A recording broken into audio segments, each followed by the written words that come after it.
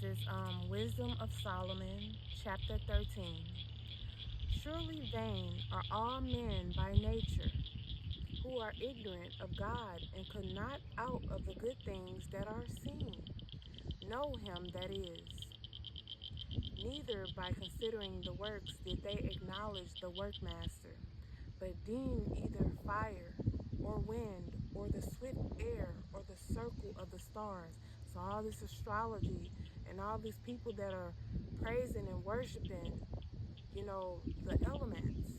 We don't worship the stars. We don't worship fire. We don't worship nothing but Yah, the God of Israel. Okay? With whose beauty, if they being delighted took them to be gods, let them know how much better the Lord of them is. For the first author of beauty hath created them. But if they were astonished at their power and virtue, let them understand by them how much mightier he is that made them. For by the greatness and beauty of the creatures, proportionably the maker of them is seen. But yet for this they are the less to be blamed, for they peradventure err, seeking God and desirous to find him. For being conversant in his works, they search him diligently and believe their sight, because the things are beautiful that are seen. Howbeit, neither are they to be pardoned. For if they were able to know so much that they could aim at the world, how did they not sooner find out the Lord thereof? But miserable are they, and in dead things is their hope, who call them gods which are the works of men's hands, gold and silver, to shew, art and resemblances of beasts, or stone, good for nothing, the work of an ancient hand. Now a carpenter that felleth timber, after he hath sawn down a tree, meet for the purpose, and taken off all the bark skillfully round about, and hath wrought it handsomely, and made a vessel thereof fit for the service of man's life. And after spending the refuse of his work to dress his meat, hath filled himself, and taking the very refuse among those which serve to no use, being a crooked piece of wood and full of knots, hath carved it diligently when he had nothing else to do, and formed it by the skill of his understanding, and fashioned it to the image of a man, or made it like some vile beast, laying it over with vermilion and with paint, coloring it red, and covering every spot therein.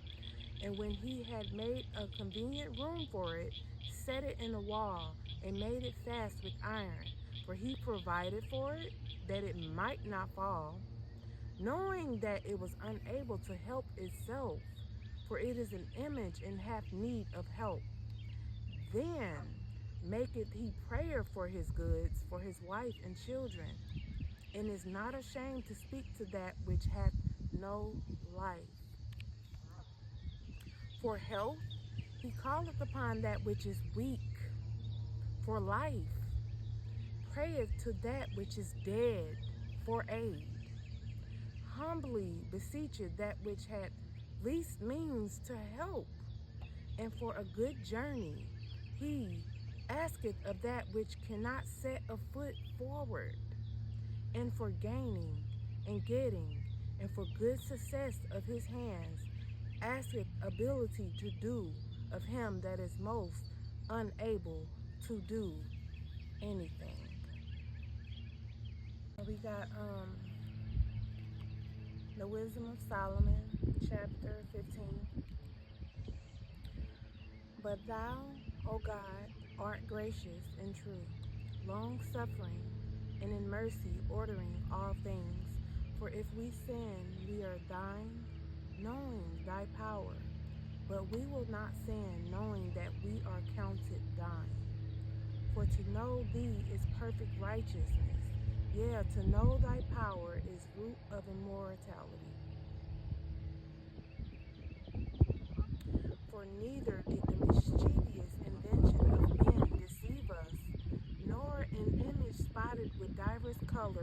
entertainers fruitless labor. The sight whereof enticeth fools to lust after it, and so they desire the form of a dead image that hath no breath. But they that make them, they that desire them, and they that worship them are lovers of evil things, and are worthy to have such things to trust upon. For the powder, tempering soft earth, fashioneth every vessel with much labor for our service. Yea, of the same clay he maketh both the vessels that serve for clean uses, and likewise also all such as serve to the contrary.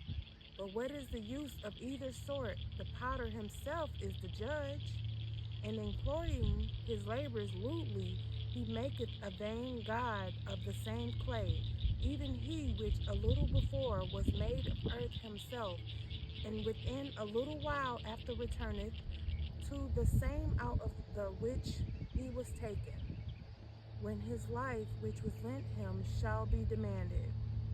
Notwithstanding, his care is not that he shall have much labor, nor that his life is short, but striveth to excel goldsmiths and silversmiths, and endureth to do like the workers in brass, and counted it his glory to make counterfeit things.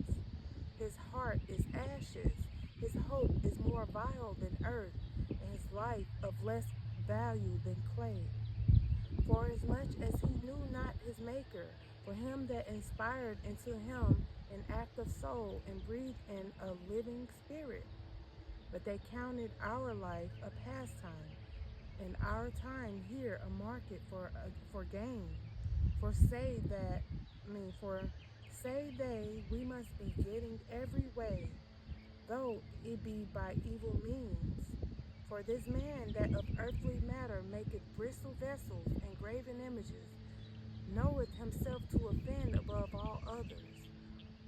And all the enemies of thy people that hold them in subjection are most foolish, and are more miserable than very babes.